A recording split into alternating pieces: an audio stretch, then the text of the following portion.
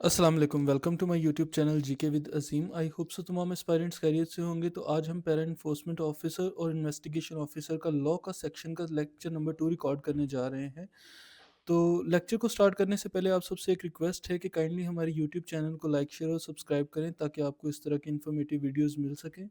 Secondly, हमारे WhatsApp की जो कम्युनिटी है उसको जॉइन करें ताकि हम आपके साथ इसके नोट्स वगैरह शेयर कर सकें। और ये हम फर्स्ट 3 चैप्टर्स के बाद एक इसका मॉक टेस्ट कंडक्ट करने जा रहे हैं। अगर आप चाहते हैं कि आप मॉक टेस्ट में पार्टिसिपेट करके अपनी प्रैक्टिस को मज़ीद बेहतर करें, तो आप व्हाट्सएप कम्युनिटी को जॉइन कर सकते हैं। वहाँ पे हम इसका यूआरएल शेयर कर देंगे और आप उसके थ्रू अपना टेस्ट को कंडक्ट कर सकते हैं, ठीक है? तो सबसे पहले जो सेकंड चैप्टर है, इसको स्टार्ट करने से पहले मैं इसकी थोड़ी-सी समरी आप लोगों के साथ एक्सप्लेन आपको बताता जाता हूँ। जो चैप्टर 2 है, इसका जो कोर थीम है वो बेसिकली है establishment, structure, power, meetings and staff of para के बारे में, ठीक है? उसके बाद जो एस्टेब्लिशमेंट ऑफ अथॉरिटी है, इसको जो एस्टेब्लिश किया जाएगा वो जो अथॉरिटी की एस्टेब्लिशमेंट है वो बेसिकली ऑफिशियल गज़ट नोटिफिकेशन के थ्रू होगी। जो अथॉरिटी का नेम होगा वो होगा Punjab enforcement and regulatory authority, ठीक है? तो बेसिकली जो हमारे लॉ का नेम है वो Punjab enforcement and regulation act 2024 है। और जो हमारा अथॉरिटी का नेम है वो Punjab enforcement and regulatory authority है। और ये last time I think so SDO para के एमसीक्यूज के अंदर आया था, ठीक है? तो ये एक इम्पॉर्टेंट पॉइंट है, इसको भी ज़रूर देखिएगा। उसके बाद जो इसका लीगल स्टेटस है वो ये कॉर्पोरेट बॉडी होगी। कॉर्पोरेट बॉडी के अलावा इसमें जो है वो इनके पास राइट्स होंगे, अपनी स्टैम्प होगी, अपने ऑफिसेज वगैरह प्रॉपर्टी बाय और सेल कर सकते हैं, ये सू भी कर सकते हैं और इनको सू किया भी जा सकता है, ठीक है? और कॉमन सील ये यूज़ कर सकते हैं। हेडक्वार्टर जो है वो लाहौर में होगा। उसके बाद जो अदर ऑफिसेज़ हैं वो जहाँ पे अथॉरिटी मुनासिब समझे वो वहाँ पे ऑफिसेज़ को डेवलप कर सकती है। उसके बाद जो चेयरपर्सन है वो जो चीफ मिनिस्टर पंजाब होगा, जो भी उस टाइम का होगा। जैसे अभी के लिए मरीम नवाज़ साहिब हैं, तो वो हमारी जो है वो पैरा की चेयरपर्सन होंगी, ठीक है? वाइस चेयरपर्सन जो है वो चीफ सेक्रेटरी पंजाब होगी, जो कि ज़ाहिद अख्तर ज़मान साहब हैं। उसके बाद जो है वो टोटल कंपोज़िशन है, ठीक है? तो इसमें एक्स ऑफिशियो मेंबर्स हैं, असेंबली मेंबर्स हैं, इंडिपेंडेंट मेंबर्स हैं एंड डीजी है, ठीक है? अच्छा, उसके बाद जो है वो इसमें बेसिकली इंडिपेंडेंट मेंबर्स भी होंगे और जो प्रोविंशियल असेंबली के मेंबर्स हैं वो भी होंगे। तो प्रोविंशियल असेंबली से बेसिकली 3 मेंबर्स लिए जाएँगे, उसमें से 1 फीमेल होंगी, ठीक है? और इनकी जो सिलेक्शन है वो चीफ मिनिस्टर साहिबा करेंगी, ठीक है? तो बेसिकली जो प्रोविंशियल असेंबली के मेंबर्स हैं उनकी सिलेक्शन जो होगी वो चीफ मिनिस्टर करेंगी, जो कि चेयरपर्सन भी हैं, ठीक है? उसके बाद जो इंडिपेंडेंट मेंबर्स हैं उनकी जो सिलेक्शन है वो सिलेक्शन पैनल करेगा और सिलेक्शन पैनल की जो अप्रूवल है वो चेयरपर्सन करेंगे, ठीक है? तो जो इंडिपेंडेंट मेंबर्स हैं उनकी जो आपके पास यहाँ पे क्वांटिटी है वो मतलब 4 मेंबर्स हैं इंक्लूडिंग 1 फीमेल। प्रोविंशियल असेंबली की मेंबर्स की जो तादाद है वो 3 है इंक्लूडिंग 1 फीमेल, मीन्स 2 मेल और 1 फीमेल। और इंडिपेंडेंट मेंबर्स जो हैं वो आपके पास 4 मेंबर्स हैं इंक्लूडिंग 1 फीमेल, ठीक है? तो ये आपने ज़रूर याद रखना है, ये भी एमसीक्यूज़ के पॉइंट ऑफ व्यू से बहुत इंपॉर्टेंट पॉइंट है। उसके बाद जो इंडिपेंडेंट मेंबर्स हैं उनकी जब जॉइनिंग होगी तो वो भी ऑफिशियल गज़ट नोटिफिकेशन के थ्रू होगी, ठीक है? उसके बाद जो इंडिपेंडेंट मेंबर्स का टेन्योर है वो 3 साल का होगा, बट वो इससे ज़्यादा भी हो सकता है अगर गवर्नमेंट मतलब चाहे तो, ठीक है? उसके बाद रेजिग्नेशन का जो ड्यूरेशन है, अगर कोई इंडिपेंडेंट मेंबर जो है वो रिज़ाइन करना चाहता है तो 1 मंथ नोटिस होगा, ठीक है? उसके बाद डेलीगेशन ऑफ अथॉरिटी है, तो चेयरपर्सन जो है वो अपनी जो पावर्स हैं वो वाइस चेयरपर्सन को डेलीगेट कर सकती हैं, जो कि जाहिद अख्तर जमान साहब हैं इस टाइम, ठीक है? को ऑप्शन पावर, तो बेसिकली ये बहुत ही इंपॉर्टेंट पॉइंट है को ऑप्शन पावर्स का। इसमें काफ़ी बच्चे कंफ्यूज रहते हैं। अथॉरिटी में को opt administrative secretary of relevant departments, तो इसका जो बेसिक पर्पस है, ये जो मीनिंग है कि अथॉरिटी अगर किसी स्पेसिफिक या किसी जो ऐसा डिपार्टमेंट या महकमा जो कि अथॉरिटी का मेंबर नहीं है, अगर उनकी सर्विसेज को हासिल करना चाहे तो उनके सीनियर मेंबर्स या सेक्रेटरीज को टेम्परेरी तौर पर, आर्ज़ी तौर पर वो अथॉरिटी का मेंबर बना सकती है। उसके बाद हमारे पास जो नेक्स्ट है वो है सिलेक्शन पैनल। तो सिलेक्शन पैनल का जो साइज़ है वो 3 पर्सन होगा। हमने ऊपर एक चीज़ पढ़ी थी, अगर आप लोगों को याद हो, कि जो इंडिपेंडेंट मेंबर्स की सिलेक्शन है वो कौन करेगा? सिलेक्शन पैनल करेगा। तो बेसिकली यहाँ पे वही चीज़ बता रहा है कि जो सिलेक्शन पैनल के मेंबर्स होंगे वो 3 पर्सन्स होंगे, ठीक है? उसके बाद जो हमारे पास नेक्स्ट है वो ये है कि सिलेक्शन पैनल की जो एलिजिबिलिटी है वो क्या होगी। तो सिलेक्शन पैनल जो है वो पब्लिक सर्वेंट्स नहीं होंगे और ना ही वो इलेक्टेड रिप्रेजेंटेटिव्स होंगे, ठीक है। तो उसके बाद जो सिलेक्शन पैनल की नॉमिनेशन है वही पॉइंट, कि सिलेक्शन पैनल को चीफ मिनिस्टर साहिबा जो होंगी वो नॉमिनेट करेंगी।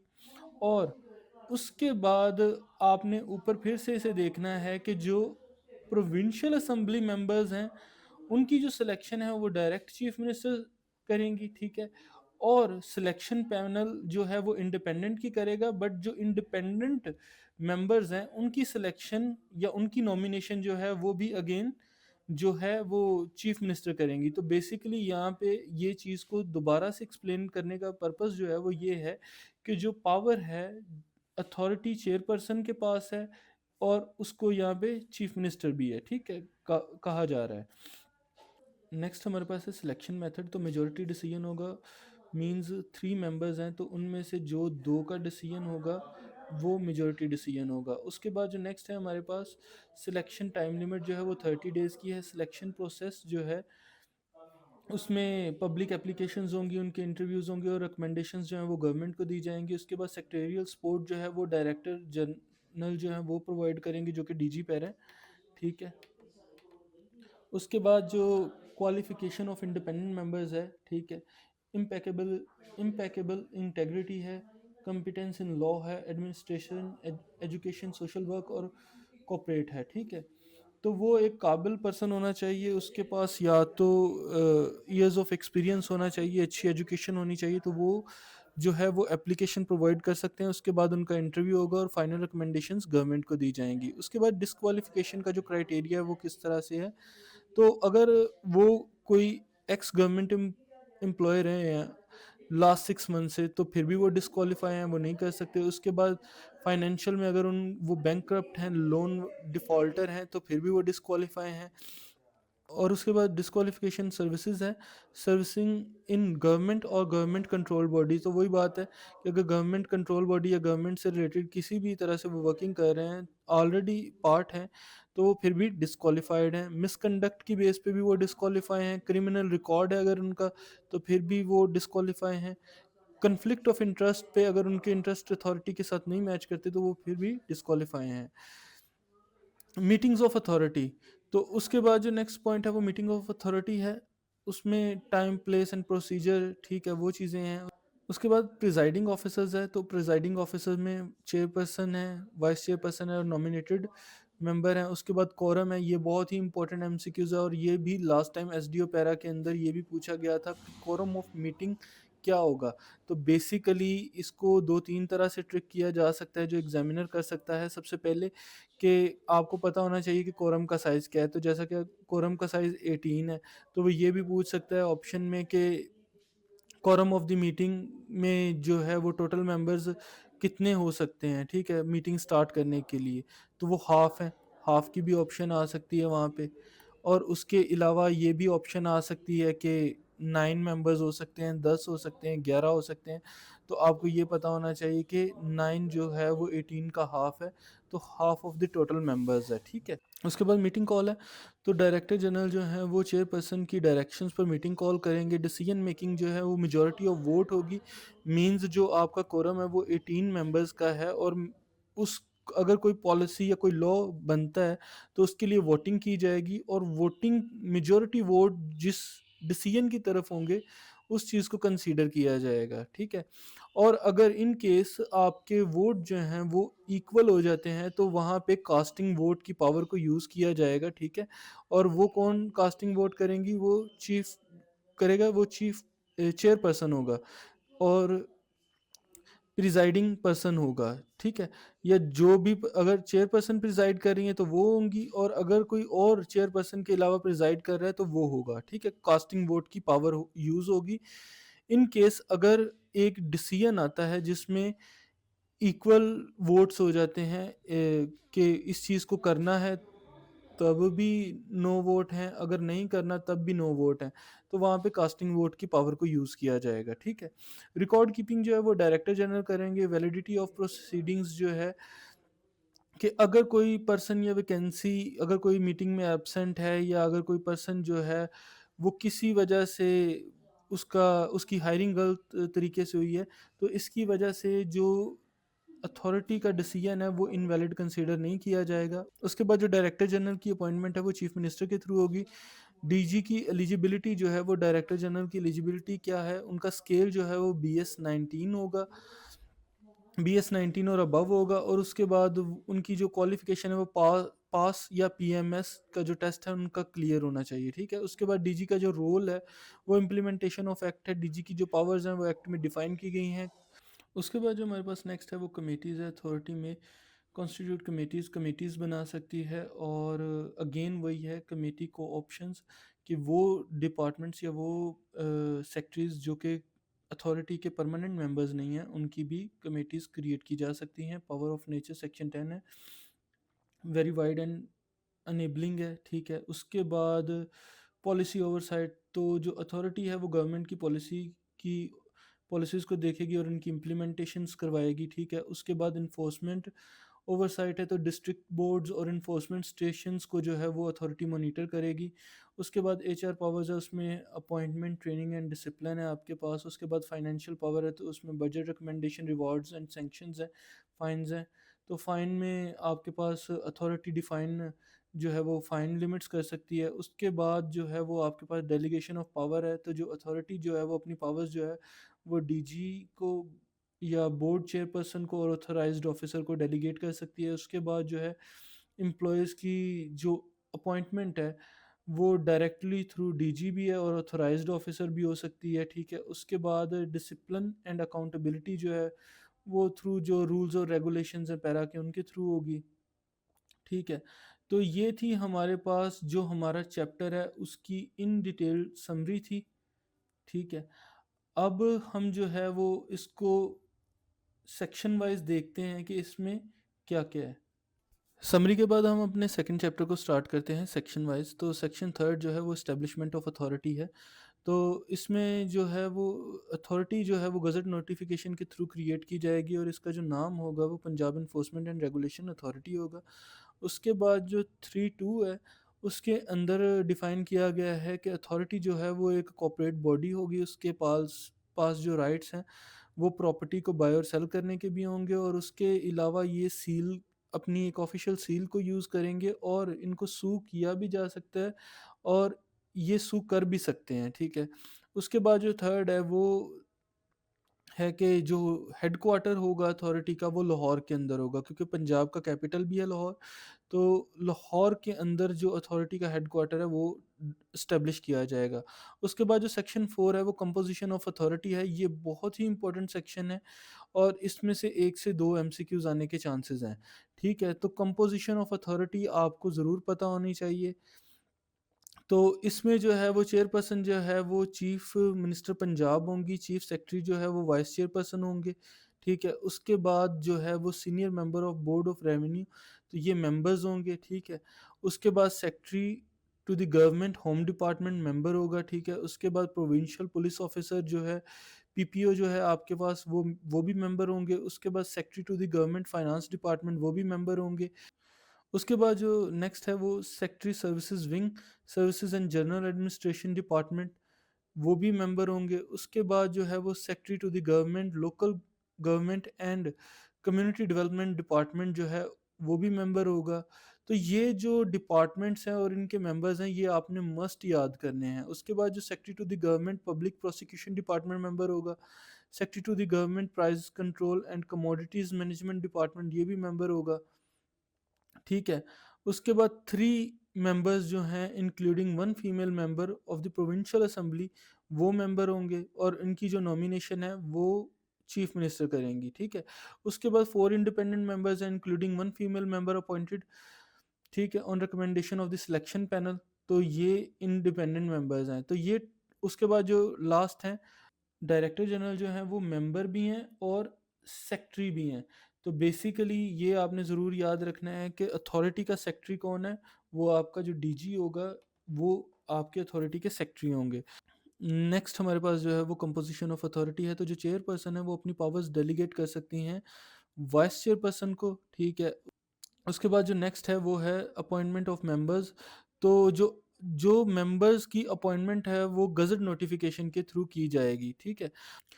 उसके बाद जो नेक्स्ट है हमारे पास वो ये है कि अथॉरिटी जो है वो किसी भी जो डिपार्टमेंट है उसके सेक्रेटरीज़ को, जो कि परमानेंट मेंबर्स नहीं हैं, उनको इम्प्लीमेंटेशन ऑफ लॉ के लिए जो है वो इम्प्लीमेंटेशन ऑफ शेड्यूल लॉज की इम्प्लीमेंटेशन के लिए वो उनको अथॉरिटी में ऐड कर सकती हैं। उसके बाद जो हमारे पास नेक्स्ट है वो इंडिपेंडेंट मेंबर्स शैल अपॉइंट।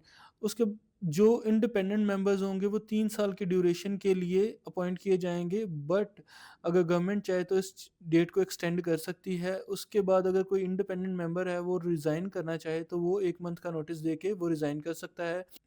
नेक्स्ट हमारे पास जो है वो सेक्शन 5 है, सिलेक्शन पैनल। तो सिलेक्शन पैनल बेसिकली 3 अफराद पर मुश्तमिल होगा, जो कि जो चेयरपर्सन या चीफ मिनिस्टर हैं वो उनकी नॉमिनेशन से होगा, ठीक है। उसके बाद जो है वो सिलेक्शन पैनल का जो काम होगा वो 30 दिन के अंदर उन्होंने जो इंडिपेंडेंट मेंबर्स हैं उनकी सिलेक्शन करनी होगी, ठीक है। उसके बाद जो सिलेक्शन पैनल है वो एप्लीकेशंस ले सकते हैं आज़ाद उम्मीदवारों की, ठीक है, और उनके इंटरव्यूज़ कंडक्ट करके उनकी जो रिकमेंडेशंस हैं वो गवर्नमेंट को दे सकते हैं। उसके बाद जो नेक्स्ट है वो डायरेक्टर जनरल जो है वो सिलेक्शन पैनल को हेल्प आउट कर सकते हैं। उसके बाद जो है वो इंडिपेंडेंट जो मेंबर्स होंगे वो किसी पुलिस केस में इन्वॉल्व ना हो, वो बैंकरप्ट ना हो और उनकी किसी स्पेशल फील्ड में स्टडीज़ हों या उनका एक्सपीरियंस हो। तो ये उनकी क्वालिफ़िकेशन की रिक्वायरमेंट होगी, ठीक है। उसके बाद जो डिस्क्वालिफ़िकेशन वाला सेक्शन है उसमें वही अगेन चीज़ें हैं कि अगर वो कि कोई सरकारी मुलाज़िम है और 6 माह पहले वो रिटायर हुए, मतलब 6 माह से कम अभी टाइम हुआ है, तो फिर भी वो नाअहल होंगे। जिस्मानी या ज़हनी मजूरी की वजह से भी वो उनको डिस्क्वालीफाई किया जा सकता है। अगर वो बैंकरप्ट हैं तब भी वो डिस्क्वालीफाई हैं। अगर वो कोई पब्लिक सर्विस होल्ड करते हैं या पाकिस्तान गवर्नमेंट से किसी तरीके से भी फ़ायदा उठा रहे हैं, तब भी उनको डिस्क्वालीफाई कर दिया जाएगा। बदनवानी या बदसलूकी या जबरी रिटायरमेंट की वजह से भी उनको जो है वो डिस्क्वालीफाई कर दिया जाएगा। अगर उनके ऊपर कोई क्रिमिनल केस है या ऑफेंस है, तो मतलब वो सज़ा याफ्ता हैं और वो गिल्टी प्रूव हो चुके हैं किसी क्रिमिनल केस में, तब भी वो डिस्क्वालीफाई हैं। उसके बाद जो है वो नेक्स्ट है कन्फ्लिक्ट ऑफ इंटरेस्ट। अगर उनके जो इंटरेस्ट हैं वो अथॉरिटी के साथ मैच नहीं करते, तब भी इनको डिस्क्वालीफाई कर दिया जाएगा। जो नेक्स्ट सेक्शन है हमारे पास सेक्शन 7 है, मीटिंग्स ऑफ द अथॉरिटी।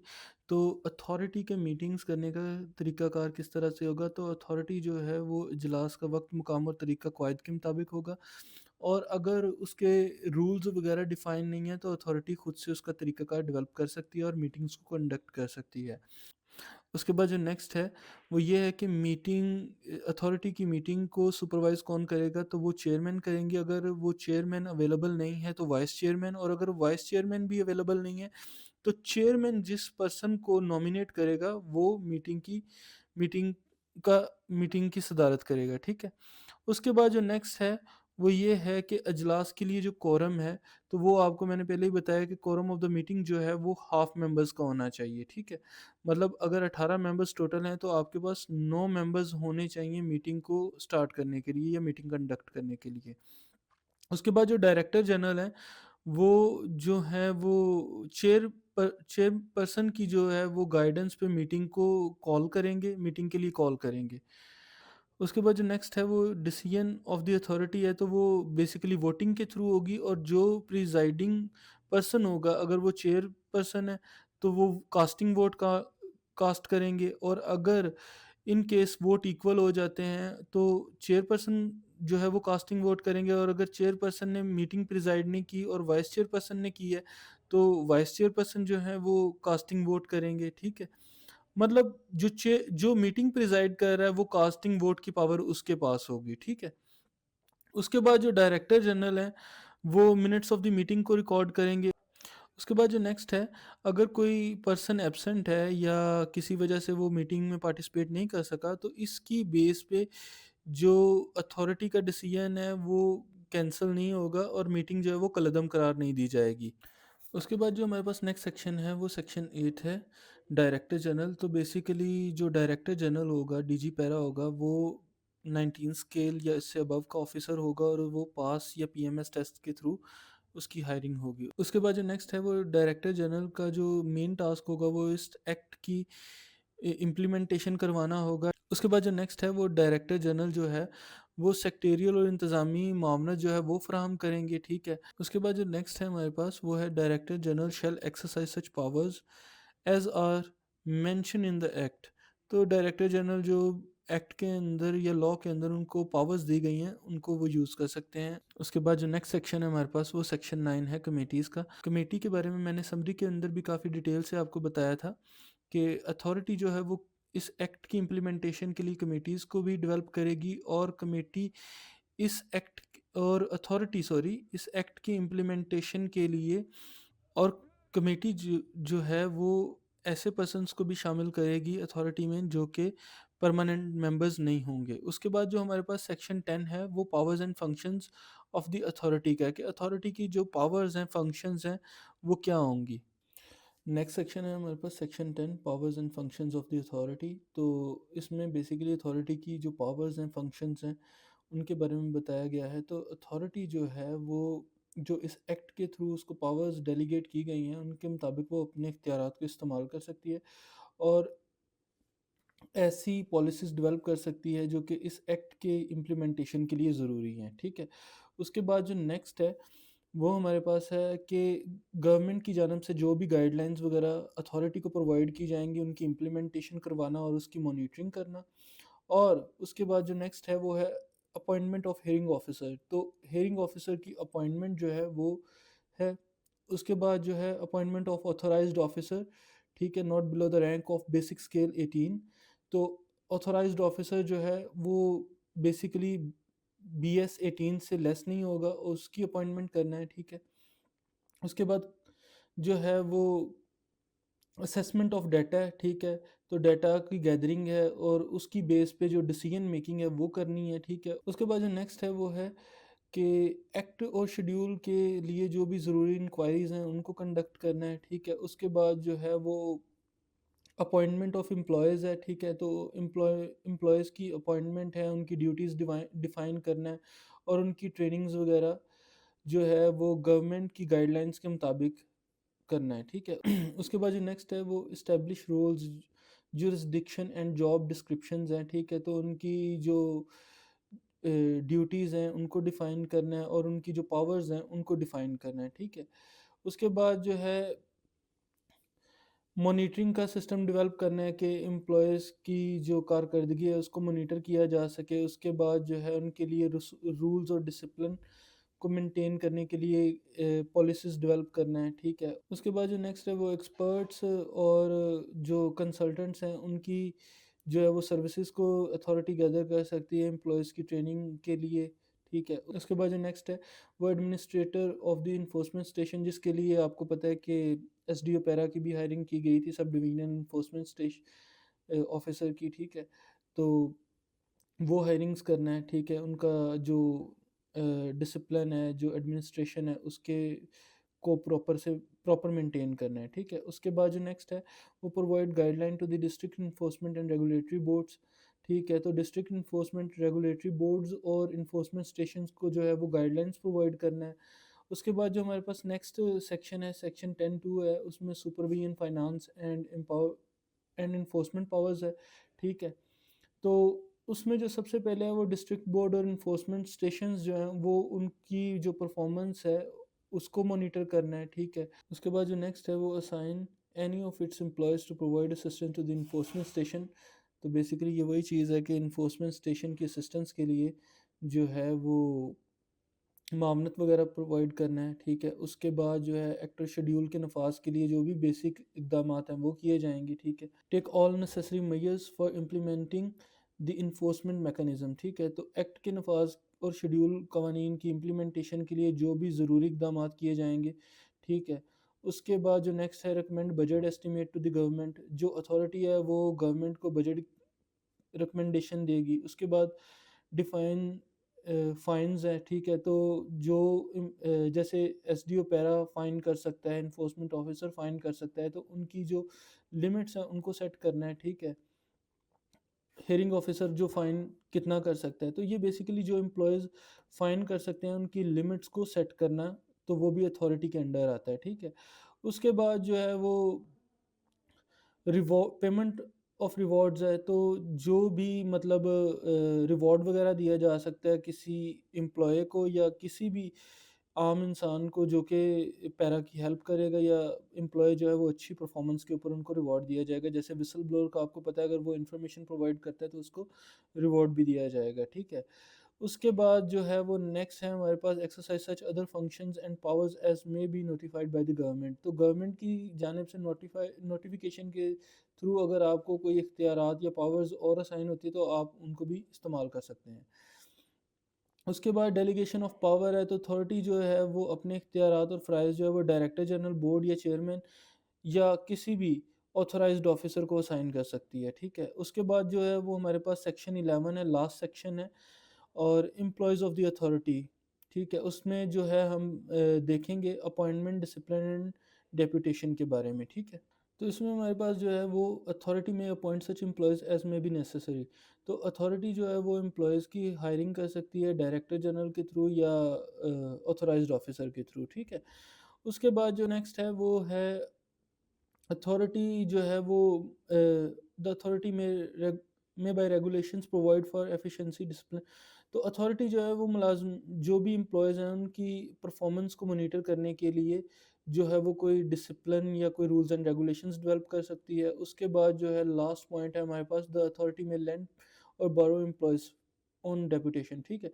तो अथॉरिटी जो है वो अदर डिपार्टमेंट्स में से गवर्नमेंट रूल्स के तहत जो एम्प्लॉयज़ हैं उनको पैरा के अंदर शामिल कर सकती है। जैसे आपको पता है कि जब पैरा न्यूली इस्टेब्लिश हुआ था तो इसमें पंजाब पुलिस और दीगर डिपार्टमेंट से बहुत ज़्यादा एम्प्लॉयज़ लिए गए थे, ठीक है। इसी के साथ हमारा जो चैप्टर 2 है वो कंप्लीट होता है। अब देखते हैं हम चैप्टर 3 को। तो चैप्टर 2 के बाद जैसे कि हमारे पास चैप्टर 3 है, तो चैप्टर 3 जो है ये काफ़ी ज़्यादा मिलता-जुलता है चैप्टर 2 के साथ, ठीक है? और इसी वजह से बच्चे इसमें काफ़ी कन्फ्यूज़ भी होते हैं। तो बेसिकली जो चैप्टर 2 था वो था एस्टेब्लिशमेंट ऑफ अथॉरिटी के बारे में, और चैप्टर 3 जो है वो district enforcement and regulatory board के बारे में है। तो वहाँ पे हमने एस्टेब्लिशमेंट ऑफ अथॉरिटी को देखा था, यहाँ पे हम जो डिस्ट्रिक्ट बोर्ड है हम उसके बारे में देखेंगे, ठीक है। तो सबसे पहले मैं इसकी भी आपको थोड़ी सी समरी बता देता हूँ कि इसमें जो है हमारे पास जो परमानेंट मेंबर्स हैं वो 6 होंगे, ठीक है। और ये डिस्ट्रिक्ट लेवल पे डेवलप किया जाएगा। बेसिकली जो अथॉरिटी थी वो प्रोविंस लेवल पे थी, तो डिस्ट्रिक्ट बोर्ड जैसे कि नाम से ही क्लियर होता है कि ये जो है वो डिस्ट्रिक्ट लेवल पे डेवलप किया जाएगा। और इसका जो चेयरपर्सन होगा वो डिप्टी कमिश्नर साहब होंगे जो कि उस डिस्ट्रिक्ट के होंगे। उसके बाद जो डिस्ट्रिक्ट पुलिस ऑफिसर है वो मेंबर होगा। उसके बाद district head of the department of the schedule laws जो हैं वो मेंबर होंगे। डिस्ट्रिक्ट पब्लिक प्रोसिक्यूटर जो है वो मेंबर होगा। डिस्ट्रिक्ट अटॉर्नी मेंबर होगा। उसके बाद डिस्ट्रिक्ट डिप्टी कमिश्नर जो है वो मेंबर प्लस सेक्रेटरी है, ठीक है।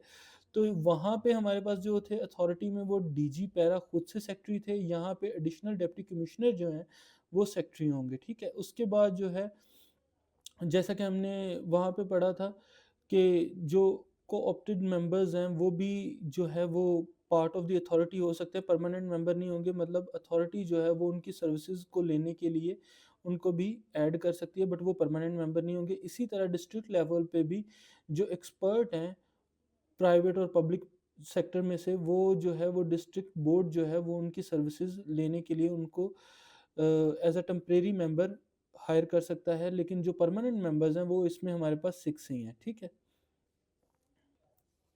जो हमारे पास इसमें फर्स्ट सेक्शन है वो है सेक्शन 12 से ये चैप्टर स्टार्ट होता है, ठीक है। इसमें हमारे पास जो सबसे पहले है district enforcement and regulatory board है। तो जो सबसे पहला है 12(2) उसमें है the board shall be housed at the district headquarters. तो जो डिस्ट्रिक्ट इन्फोर्समेंट बोर्ड है वो ज़िला का हेडक्वार्टर होगा, ठीक है, उसमें कायम किया जाएगा। उसके बाद अगेन से जैसे अथॉरिटी में चीज़ें थी वैसे ही है। बोर्ड के इजलास का जो वक्त और तारीख है वो अथॉरिटी की गाइडलाइंस के मुताबिक होगा। मींस जो बोर्ड की मीटिंग्स होंगी वो अथॉरिटी डिफाइन करेगी कि वो मीटिंग्स कब होंगी, कैसी होंगी और उनका प्रोसेस और प्रोसीजर क्या होगा, ठीक है। उसके बाद जो नेक्स्ट है हमारे पास वो है the meetings of the board shall be presided over by it's chairperson, ठीक है। जैसे कि वहाँ पे भी अथॉरिटी में भी जो मीटिंग्स हैं वो प्रिजाइड होती थी चेयरपर्सन के चेयरमैन के थ्रू। तो यहाँ पे भी जो डिस्ट्रिक्ट लेवल पे डिस्ट्रिक्ट बोर्ड की मीटिंग्स हैं वो जो डिस्ट्रिक्ट बोर्ड का चेयरमैन होगा वो करेगा, और अगर वो एब्सेंट हैं तो उनकी गैर हाजिरी में जो चेयरपर्सन जो है वो पर्सन को नॉमिनेट करेंगे, वो मीटिंग को कंडक्ट करेंगे, ठीक है। उसके बाद अगेन से वही है कि जो मीटिंग का कोरम होगा वो अथॉरिटी में भी हाफ है और डिस्ट्रिक्ट बोर्ड में भी हाफ है। उसके बाद जो नेक्स्ट है the secretary on the directions of the chairperson shall call a meeting. तो वहाँ पे जो चेयर सेम वैसे ही है जैसे अथॉरिटी में हुआ था कि चेयरमैन की डायरेक्शंस पर जो सेक्रेटरी होता है वो मीटिंग कॉल करेगा। तो यहाँ पे हमारे पास जो सेक्रेटरी है वो कौन है, वो एडिशनल डिप्टी कमिश्नर है, ठीक है। नेक्स्ट जो है वो डिसीजन ऑफ द बोर्ड है। तो बोर्ड जो भी डिसीजन लेगा वो वोटिंग के थ्रू ही होगा, और अगर इन केस वोट्स इक्वल हो जाते हैं तो कास्टिंग वोट की पावर को यूज़ किया जाएगा, ठीक है, जैसे अथॉरिटी में किया गया था। सेम जैसे अथॉरिटी वाले रूल्स थे सेम वही रूल्स हैं, और जस्ट वो प्रोविंस लेवल पे था, और ये जो है वो डिस्ट्रिक्ट लेवल पे हो रही हैं चीज़ें, ठीक है। उसके बाद जो नेक्स्ट है वो यही है कि the secretary shall maintain a complete record. हाँ, तो जैसे ऊपर अथॉरिटी में भी जो सेक्रेटरी है वो मीटिंग्स के जितने भी पॉइंट्स थे उनको रिकॉर्ड करता था, उनके डिसीजंस को रिकॉर्ड करता था, यहाँ पे भी सेम वही हो रहा है। उसके बाद जो नेक्स्ट है, अगर बोर्ड या कमेटी जो है वो कोई डिसीजन लेती है जिसमें कोई पर्सन एब्सेंट था, तो उसकी वजह से मीटिंग का जो डिसीजन है या बोर्ड का जो डिसीजन है वो मुअत्तल नहीं होगा, या उसको मतलब जो है वो उसमें कोई भी किसी किस्म की कोई कमी नहीं रहेगी, ठीक है। उसके बाद जो नेक्स्ट है the secretary shall be responsible for performing secretarial functions. तो जो सेक्रेटरी है वो सेक्रेटरियल जो इंतजामात होंगे या जो भी सेक्रेटरियल फंक्शंस होंगे उनको परफॉर्म करेगा, ठीक है। उसके बाद जो नेक्स्ट है the secretary shall exercise such powers as are mentioned in the act, ठीक है। तो सेक्रेटरी जो है वो अपने तमाम इख्तियार जो एक्ट के अंदर उसको पावर्स और चीज़ें मिली हैं उनको वो यूज़ कर सकता है, ठीक है। उसके बाद जो है कमेटी डिस्ट्रिक्ट बोर्ड है, ठीक है। उसके बाद जो नेक्स्ट है हमारे पास वो सेक्शन 13 है कमेटी डिस्ट्रिक्ट बोर्ड, ठीक है। तो जैसे कि हमने वहाँ पे अथॉरिटी के अंदर भी पढ़ा था कि दो टाइप की कमेटीज़ होंगी, ठीक है। एक परमानेंट मेंबर्स की होगी और एक एक्सपर्ट की, या किसी डिफरेंट महकमे या इदारे में से लोग लिए जाएंगे, उनको उनके एक्सपीरियंस की बेस पे लिया जाएगा। तो बेसिकली परमानेंट मेंबर्स की कमेटी होगी और नॉन परमानेंट मेंबर्स की कमेटी होगी, ठीक है। उसके बाद जो नेक्स्ट सेक्शन है हमारे पास वो है powers and functions of the board का, ठीक है। तो उसमें हमारे पास जो सबसे पहले है वो है subject to the provisions of this act rules और regulations framed thereunder the board में एक्सरसाइज सच पावर्स एंड, ठीक है। तो इसमें भी वो अगेन से वही बता रहा है कि उस कानून के नफाज के लिए जो बोर्ड है वो अपनी तमाम पावर्स को यूज़ कर सकता है और इस एक्ट के मुताबिक यूज़ कर सकता है, ठीक है। उसके बाद जो हमारे पास नेक्स्ट सेक्शन है वो है specific functions of the board. तो बोर्ड के स्पेसिफिक फंक्शंस क्या होंगे, तो जो बोर्ड है वो अथॉरिटी की गाइडलाइंस के अकॉर्डिंग जो है वो मॉनिटरिंग करेगा, और गाइडलाइंस जो प्रोवाइड की जाएंगी उनको उनकी इम्प्लीमेंटेशंस को वो मेक श्योर करेगा कि वो इम्प्लीमेंटेशंस यकीनी बनाए, ठीक है। उसके बाद जो नेक्स्ट स्टेशन है हमारे पास वो मॉनिटरिंग है इन्फोर्समेंट स्टेशंस की, और उनकी परफॉर्मेंस वैल्यूएशन है वो की जाएगी। उसके बाद जो नेक्स्ट है वो कंडक्ट सिचुएशनल असेसमेंट, ठीक है। और डाटा गैदरिंग है, जैसे अथॉरिटी डिस्ट्रिक्ट लेवल पे करती है, तो जो बोर्ड है वो इन्फोर्समेंट स्टेशंस की लेवल पे जो डाटा गैदर करेगा और उसकी बेस पे वो डिसीजन लेगा, और वो डाटा आगे अथॉरिटी को भी प्रोवाइड करेगा, ठीक है। उसके बाद जो नेक्स्ट है हमारे पास take all necessary measures for implementing the enforcement mechanism. हाँ, तो जैसे कि अगेन से वही चीज़ है, एक्ट और कानून के नफाज के लिए जो भी मैकेनिज्म है उस पर अमल दरामद करेगा, ठीक है। उसके बाद जो है recommend budget estimate to the authority. तो ये अगेन से वही पॉइंट है, तो यहाँ पे आप हायरार्की चेक कर सकते हैं कि जो अथॉरिटी है वो गवर्नमेंट को बजट रिप्रेजेंट रिकमेंडेशंस दे रही है, और जो डिस्ट्रिक्ट बोर्ड है वो अथॉरिटी को बजट के बारे में बता रहा है, ठीक है। तो ये कुछ छोटे-छोटे डिफरेंस हैं, ये आपने ज़रूर याद रखने हैं क्योंकि इन्हीं चीज़ों की बेस पे एमसीक्यूज़ बनते हैं और इन्हीं चीज़ों की बेस पे आप लोगों को ट्रिक किया जाता है, ठीक है? उसके बाद जो नेक्स्ट पॉइंट है वो seek reports from concerned quarter for data analysis. Data analysis किया जाएगा ताकि बेहतर और मुस्बत फ़ैसले किए जा सकें, ठीक है? उसके बाद जो नेक्स्ट है वो प्रपोज़ और सैंक्शंस का है, ठीक है? अगर कोई एम्प्लॉयी बहुत ज़्यादा अच्छी परफ़ॉर्मेंस करता है तो उसको इनाम दिया जाएगा और अगर कोई व्हिसल ब्लोअर है तो उसको इनाम दिया जा सकता है या फ़ाइन, अगर कोई मिस्टेक करते हैं, कोई गलती होती है तो उनको फ़ाइन भी किया जा सकता है, ठीक है? उसके बाद जो नेक्स्ट है हमारे पास सेक्शन, वो perform such other functions and exercise such other powers as may B assigned by the authority.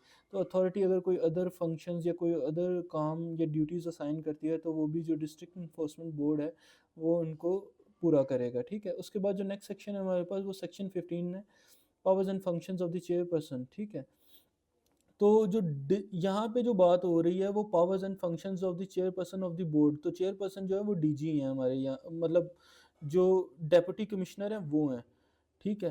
तो ये आपने ज़रूर याद रखना है कि यहाँ पे जो पावर्स एंड फंक्शंस हैं वो डिप्टी कमिश्नर के हैं जो कि बोर्ड का है, ठीक है? तो इसमें जो हमारे पास फर्स्ट पॉइंट है वो जो है the chairperson of the board shall exercise such powers as are provided in the act. तो चेयरपर्सन उन तमाम पावर्स और अथॉरिटीज़ को यूज़ करेगा जो अथॉरिटी की जानब से उन्हें असाइन की गई हैं, ठीक है? उसके बाद जो नेक्स्ट है वो monitor and ensure implementation of the act of the district level, ठीक है? तो ज़िला की सतह पर जो भी एक्ट की नफाज है, जो एक्ट की इम्प्लीमेंटेशन है, उसका जो रिस्पॉन्सिबल होगा वो चेयरपर्सन होगा, ठीक है? उन्होंने मेक श्योर करना है कि डिस्ट्रिक्ट लेवल पे जो है वो रूल्स और लॉज की इम्प्लीमेंटेशन प्रॉपर हो, ठीक है? उसके बाद जो है वो नेक्स्ट है conduct performance reviews of the enforcement station and employees. तो इन्फोर्समेंट स्टेशंस और जो एम्प्लॉय की परफॉर्मेंस है उसको मॉनिटर करना है। उसके बाद इन्फोर्समेंट स्टेशन की जो रिकॉर्ड और उनसे रिपोर्ट्स को लेना है, ठीक है? उसके बाद जो नेक्स्ट है वो initiate and conduct inquiry himself or through any other officer है, ठीक है? वो खुद भी किसी इंक्वायरी को कर सकते हैं और किसी ऑफिसर को असाइन कर सकते हैं किसी स्पेशल इंक्वायरी को कंडक्ट करने के लिए, ठीक है? उसके बाद जो नेक्स्ट है वो provide assistance on requisition received under section 20। हाँ, तो जैसे कि हमने रिक्विजिशन की भी डेफिनेशन पढ़ी थी तो वो रिटन में जो उनके पास दरख्वास्तें होंगी उन पे भी वो मामलत कर सकते हैं और वो रिपोर्ट्स वगैरह जो है वो तलब कर सकते हैं, ठीक है? उसके बाद जो नेक्स्ट है वो अगर एम्प्लॉयज़ के ख़िलाफ़ कोई शिकायत आती हैं तो उनको भी वो देखेंगे, ठीक है? उसके बाद जो हियरिंग ऑफ़िसर की जानिब से भेजे गए रेफ़रेंस होंगे, वो उन पे भी जो है वो उनका फ़ैसला करेंगे, ठीक है? उसके बाद जो है वो administer enforcement station and employees in the district. जो भी ज़िला की सतह पर जो इन्फोर्समेंट स्टेशंस हैं या जो अमला है उसके इंतज़ामात को देखेंगे, ठीक है? उसके बाद जो लास्ट है वो ये है कि एक्ट या शेड्यूल या कवानीन के जो मकासद हैं वो देखेंगे कि वो कंप्लीटली पूरे हो रहे हैं और जो इख्तियारात हैं उनका सही से इस्तेमाल किया जा रहा है। तो इसी तरह से जो हमारा चैप्टर 3 था वो सेक्शन 12 से लेके सेक्शन 15 तक था, ठीक है? इसमें हमारे पास 4 सेक्शंस आते थे तो ये भी कंप्लीट हो गया है। तो इंशाल्लाह नेक्स्ट लेक्चर रिकॉर्ड करने से पहले इसका एक जो है 3 चैप्टर्स का एक टेस्ट कंडक्ट किया जाएगा। जो आप में से जो भी एस्पायरेंट्स जो इस टेस्ट को अटेम्प्ट करना चाहते हैं वो हमारी कम्युनिटी को फ्रीली जॉइन कर सकते हैं और वहाँ पे हम इस टेस्ट का जो पैटर्न है, जो एमसीक्यूज़ हैं वो आपके साथ शेयर कर देंगे ताकि आप इसको अच्छे से इसकी तैयारी कर सकें। इस तरह की मज़ीद इन्फॉर्मेटिव वीडियोज़ देखने के लिए हमारे यूट्यूब चैनल को लाइक, शेयर और सब्सक्राइब करें और मेक श्योर करें कि आप हमारी कम्युनिटी का ज़रूर पार्ट बनें। अपना बहुत ख़्याल रखें। अल्लाह हाफ़िज़।